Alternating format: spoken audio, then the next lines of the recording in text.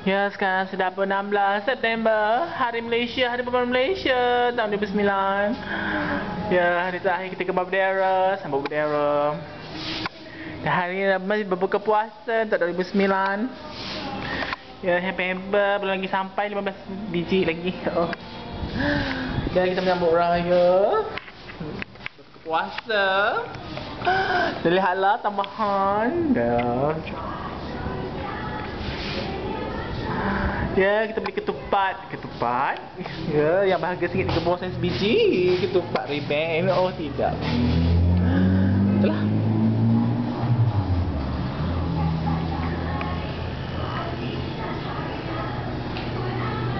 Ketupat raya. Ya, Cik Zain dah tekun. So, Mami